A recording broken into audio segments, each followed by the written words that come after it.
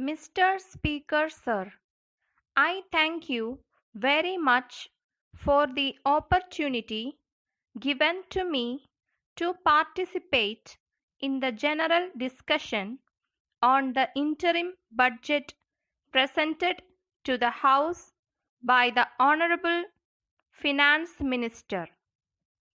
I do not want to take much of the time of the House. I will only highlight some of the salient features of the interim budget. I would like to point out that for the first time ever, this government has ensured that every household in the state receives a ration card.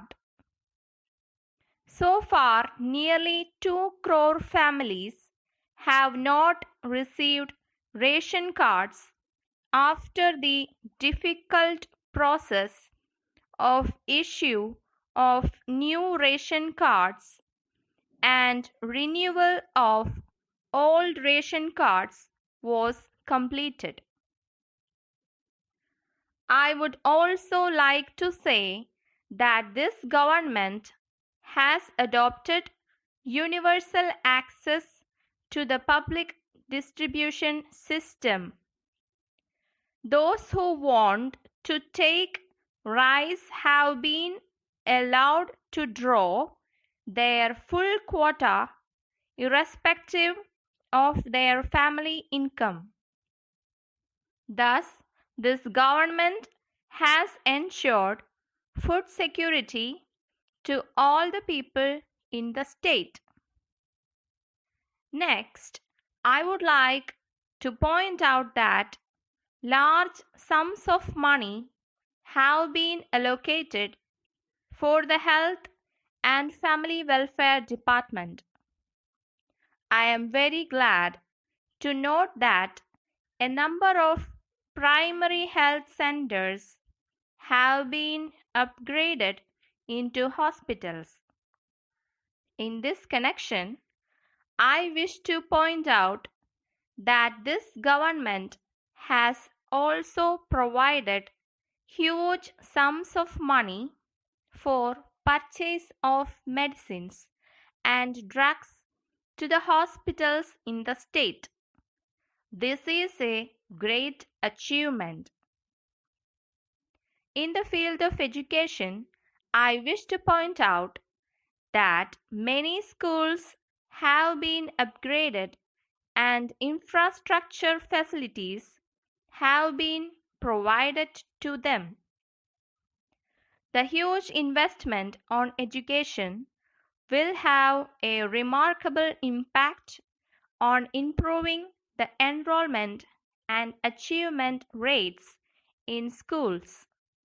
I am happy to note that free textbooks have been provided to all students studying in the government and aided schools. I am very happy to note that this government has laid great emphasis on the provision of protected drinking water supply to all the rural habitations in the state.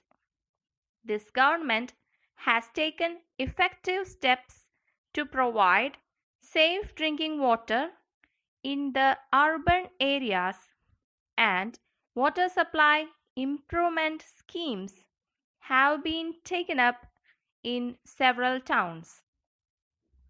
I would like to point out that this government has provided large sums of money in the budget for improvement of the road network in Chennai and other areas and construction of bridges. With these words, I conclude my speech.